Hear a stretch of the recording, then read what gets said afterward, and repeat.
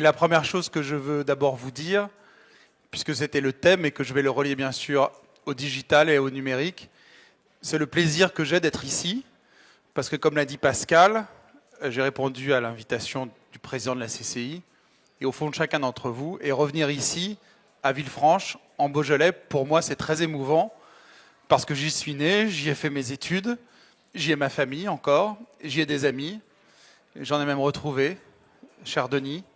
On passait des soirées d'anniversaire ensemble et ça m'a fait vraiment très plaisir de te revoir. Le thème de cette introduction, c'était le temps. Je sais que l'année dernière, c'était le cerveau. Je n'étais pas invité pour le cerveau, on m'a demandé le temps. Je n'étais pas du tout vexé d'ailleurs. Et donc je voudrais vous en parler en reliant bien sûr ce sujet à cette révolution industrielle qui est le digital. Et je vais commencer par une histoire qui s'est produite il y a quelque temps. C'est celle du peintre anglais que vous connaissez, Turner, qui présente un de ses tableaux. Peut-être aimez-vous ce peintre. Le tableau s'appelle Pluie, vapeur et vitesse. Et on y voit une locomotive traversant un pont et elle symbolise la révolution industrielle du 19e siècle.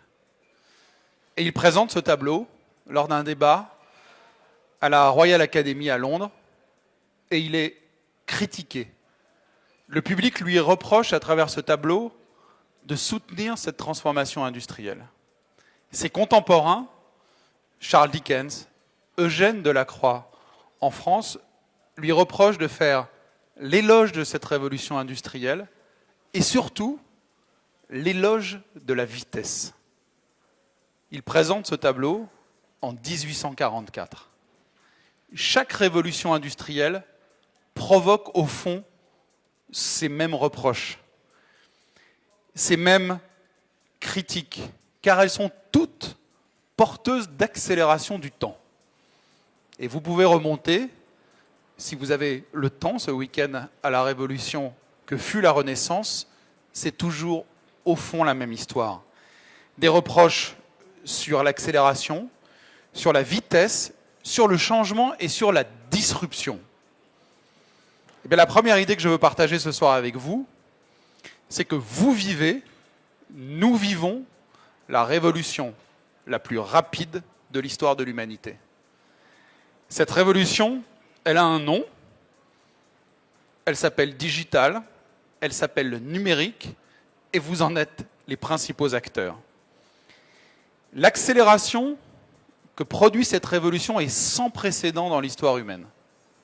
Et je vais vous donner quelques chiffres qui vont non pas vous donner le vertige, mais la mesure de cette transformation du monde. D'ici 2018, c'est dans quelques années à peine, 2 ans, moins de 2 ans, il y aura 4 milliards d'internautes sur la planète. Il y en avait en 2008 1,5. Quand Steve Jobs présente son premier iPhone, c'est janvier 2007. Il s'en est vendu en 9 ans 1 milliard. Il y en avait à la fin de l'année 2007 120 millions en service dans le monde. Et si vous regardez ce qui s'est passé au XXe siècle, nous avons dû attendre, nous sommes à peu près tous nés au XXe siècle, 67 ans pour qu'il y ait 1 milliard de personnes qui possèdent à ce moment-là une télévision. Cette transformation et cette accélération du temps, elle est possible par cette technologie et elle est fulgurante.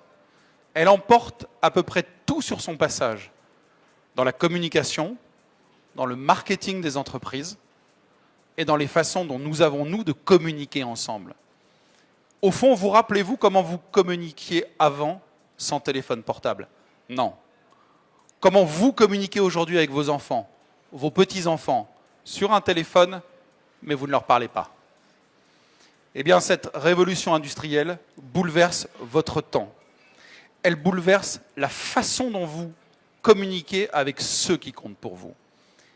Et elle s'illustre très bien dans l'accélération des utilisateurs de l'entreprise que j'ai l'honneur de représenter ce soir devant vous. En une année, Facebook a gagné plus de 200 millions d'utilisateurs. Il y a 1,7 milliard de personnes qui utilisent cette plateforme, plus d'1 milliard par jour. Cette entreprise n'existait pas il y a 12 ans. Et ceux qui utilisent Instagram, il y a plus de 500 millions d'utilisateurs. Cette plateforme a gagné plus de 200 millions d'utilisateurs. Elle a fêté, il y a une semaine, son 6e anniversaire. Le temps s'est accéléré. Et il s'est accéléré sur un support qui a changé la nature de nos comportements, le téléphone mobile. C'est désormais en France le premier écran des Français. Vous passez plus de temps sur votre téléphone mobile, essentiellement en France un smartphone, que devant votre télévision. Aux États-Unis, les Américains passent en moyenne par jour 3h23 devant leur téléphone. Le temps passé sur le mobile a progressé de plus de 100% entre 2014 et 2015. 67% du temps désormais passé sur le digital est passé sur un téléphone mobile. Je pourrais vous donner d'autres chiffres. Les plus intéressants sont ceux liés aux pays émergents, où il y a désormais plus d'adhérents, de clients, d'usagers de téléphones mobiles, de supports mobiles, qu'il y a d'internautes fixes. C'est le cas en Inde, c'est le cas en Afrique.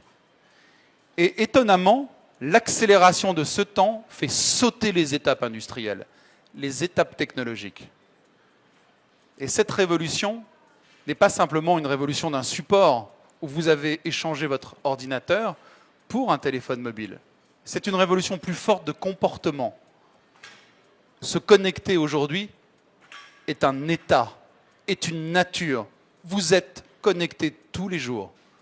Et peut-être même que le premier geste du matin, c'est de regarder votre téléphone. Et que certainement le dernier geste du soir, c'est de l'éteindre ou de le regarder pour la dernière fois. Cette transformation a créé de nouveaux moments, de nouveaux usages. Elle a fait du temps une ressource rare. Elle a créé de nouvelles temporalités et a donné un sens beaucoup plus fort au temps. Les entreprises le connaissent bien. Pour qu'ils captent l'attention de leurs clients, de leurs prospects, quelle que soit la taille de vos entreprises. Et ce qui est vrai pour L'Oréal, pour Procter & Gamble, l'est pour vous. Et si ce n'est pas le cas, ça le sera très vite. Le temps de vos clients, l'attention qu'ils peuvent vous donner est totalement bouleversée. Parce que nous sommes soumis à une masse d'informations follement croissante. Entre 2011 et 2013, chacun d'entre nous, nous avions créé 7 zeta-octets de données. Alors, ça nous fait à peu près une belle jambe de savoir ce chiffre. Le chiffre n'a pas beaucoup d'importance.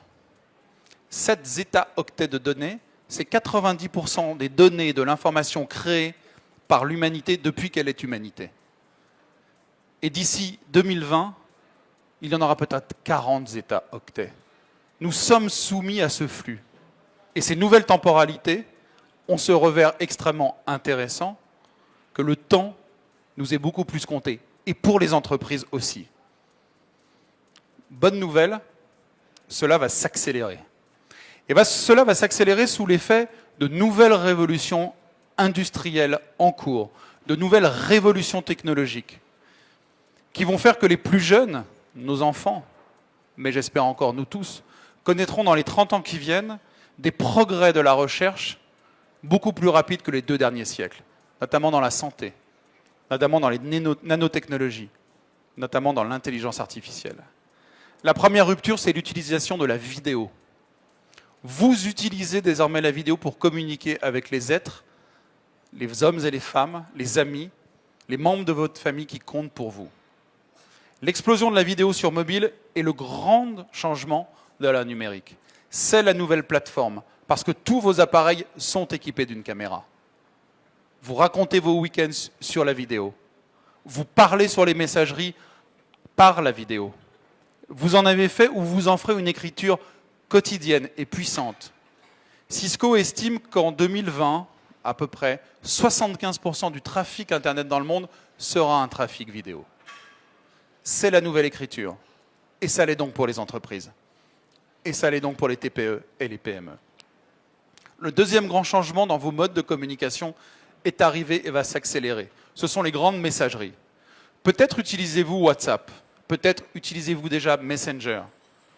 En 2018, sur les 4 milliards d'humains connectés à Internet, 90%, 3,6, communiqueront par une messagerie. Et donc les entreprises communiqueront par les messageries. Votre relation clientèle se fera sur ces supports, naturellement mobiles. Ce seront les nouvelles plateformes d'échange, de communication, de présentation de vos produits, de vos services, de votre service après-vente. C'était le fax il y a quelques années, avant que ce fût bien sûr le téléphone. Voilà la dernière ou la nouvelle grande étape de la communication. Pas simplement entre nous, mais désormais entre les entreprises et chacun d'entre nous.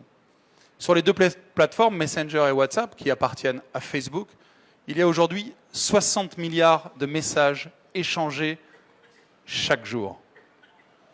Vous voyez ici la puissance de la transformation de nos modes de communication. La prochaine rupture viendra de l'intelligence artificielle. Face à cette multiplication de la donnée, de l'information, l'homme seul ne pourra pas la traiter, ne pourra pas l'analyser, ne pourra pas l'utiliser pour son plaisir, pour son commerce, pour l'entreprendre. Il devra s'appuyer sur des technologies nouvelles qui nous permettront d'utiliser des machines de plus en plus intelligentes pour traiter cette information. Les États, les grandes entreprises, chacun d'entre vous auront un jour accès à cette technologie. Parce que l'information est partout, parce que la donnée est partout, il faudra l'exploiter avec l'aide des machines de plus en plus intelligentes. L'accélération de ce temps-là n'est pas un risque, n'est pas une mauvaise nouvelle pour vous, chef d'entreprise. C'est une opportunité. C'est une opportunité de renouveler la façon dont vous construisez l'entreprise, dont vous communiquez avec vos clients, dont vous faites votre commerce, dont vous faites ou vous créez la relation avec vos clients. Finalement, pour l'élément et la valeur la plus forte de toute entreprise du monde, dont vous allez créer la confiance avec ceux qui vont acheter vos produits et vos services. Le mobile sera votre plateforme, celle de l'expansion. En 2020, 50% de la population mondiale aura un téléphone mobile. 41% des connexions seront des connexions 4G de haute qualité dans le monde. C'est une opportunité pour les entreprises. La data, c'est-à-dire la connaissance de votre consommateur, sera votre opportunité. Et il faudra la traiter, l'analyser. Parce que d'ailleurs, si vous ne le faites pas, d'autres le feront. D'autres compétiteurs. Des entreprises qui peut-être n'existent pas aujourd'hui. Enfin, cette explosion de l'information et de la data, dans ce temps si rapide qui est notre horizon, se fera avec des capacités de personnaliser vos services.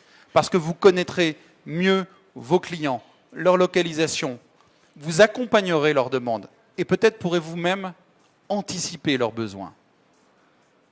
Nous passons d'un monde de mass média, de mass plateforme, à celui de la personnalisation à grande échelle.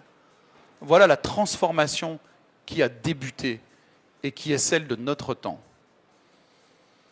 En conclusion, puisque j'ai commencé par un peintre, je conclurai avec un chef d'entreprise. Et qui résume au fond la valeur du temps, l'accélération de ce temps, permis par la transformation digitale. Le patron de Cisco, John Chambers, a eu cette formule qui résume l'évolution de notre monde, pour l'essentiel économique. Il dit la chose suivante. Dans le monde aujourd'hui, ce n'est plus le gros qui mange le petit. C'est le rapide qui mange le lent. Voilà une belle conclusion pour cette belle soirée auquel je suis si content d'avoir été invité. Merci à vous.